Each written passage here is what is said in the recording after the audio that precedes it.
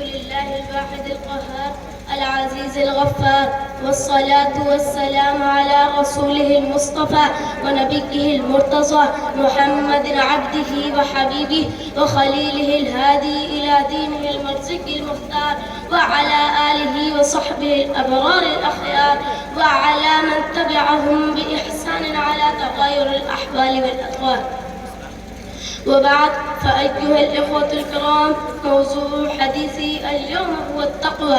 فأقول: قال الله تعالى: يا أيها الناس اتقوا ربكم إن زلزلة الساعة شيء عظيم. وقال أيضا: يا أيها الذين آمنوا اتقوا الله حق تقاته.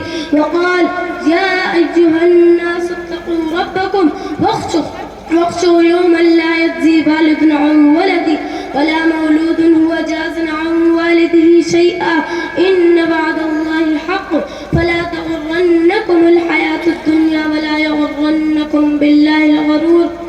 أيها الإخوة المستمعون، التقوى كلمة عظيمة قوية مفتاحها مراقبة الله في السر والعلانية، وميزانها عبادة لله صافية، ومعاملة مع الخلق صادقة، وآثارها وثمارها سعادة أبدية في الدنيا قبل الدار الآخرة.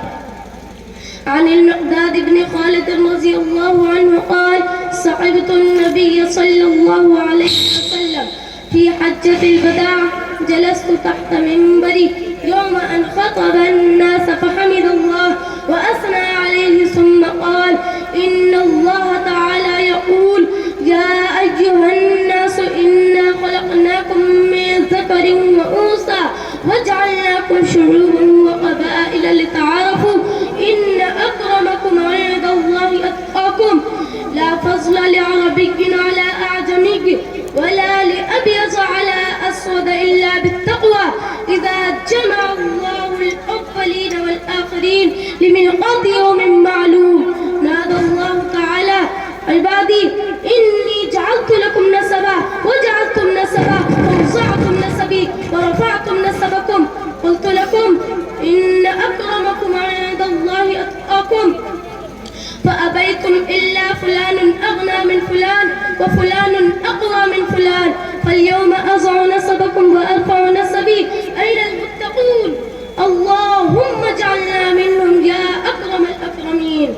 فيقوم القوم ينصب لهم لباء يتبعون لباءهم فيدخلون الجنة بغير حساب. قال الله تعالى في مواضع: يوم نحشر المتقين إلى الرحمن وفدا وأزلفت الجنة للمتقين إن المتقين في جنات ونهر في مقعد صدق عند ملك مقتدر. التقوى يا إخوتي هي وسيلتنا الوحيدة لنزداد قربا من الله بامتثال أوامره واجتناب نواهيه في كل شاردة وواردة، في كل صغيرة وكبيرة، ألا نفعل إلا ما يرضيه، ولا نتكلم إلا بما يرضيه، ولا ننهي إلا ما يرضيه.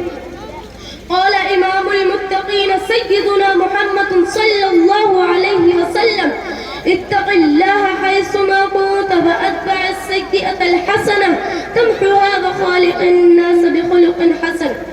فتقوى الله بصدق وإخلاص ترفع صاحبها من الحزيز إلى الأوج، من أعتاب الذل والهوان إلى ذروة الشرف والكرامة. وأي شرف أعز وأجل للإنسان من أن يتصل برسول الله صلى الله عليه وسلم قلبا وروحا. فقيل: يا رسول الله، من هم آل بيتك؟ فأجاب صلى الله عليه وسلم: بلا عصبية ولا عشائرية، آل محمد كل تقي، لا عبرة بنسب الدم واللحم، آل رسول الله هم الأتقياء الأنقياء. لعمرك ما الإنسان إلا بدينه، فلا تترك التقوى اتكالا على النسب. لقد رفع الإسلام سلمان فارس وأخذ الشرك الشريف أبا لهب. أيها الإخوة المسلمون، لو كانت الدنيا لك ذهبا ونساؤها لك إماء وسكانها لك عبيدا، ثم جاء أجلك وبلغت جاءك الروح الحلقوم وتولى عنك الأب الحنون والابن العطوف وهجرك القريب والصديق تعلم عندها بأنك كنت في حلم لا حقيقة في منام لا يقظة إلا المتقين فهم ينتقلون من ملك المنام إلى ملك الحياة بالحقيقة ومن عيش منقطع إلى سعادة لا تعلوها سعادة.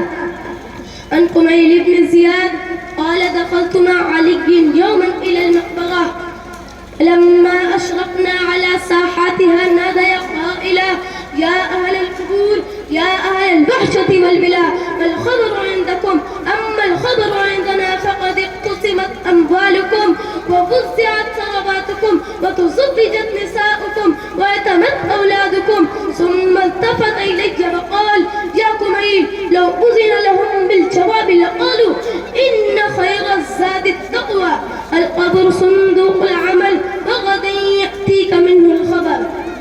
يا ابن آدم لا تركن إلى القصور الفاخرة واذكر عظامك يوم تبلى ناخرة وإذا رأيت زخارف الدنيا فقل يا رب إن العيش عيش الآخرة. يا ابن آدم تثبت من التقوى فإنك راحل وسارع إلى الخيرات في من يسارع ما المال والأهلون إلا بدائع ولا بد يوما أن ترد البدائع.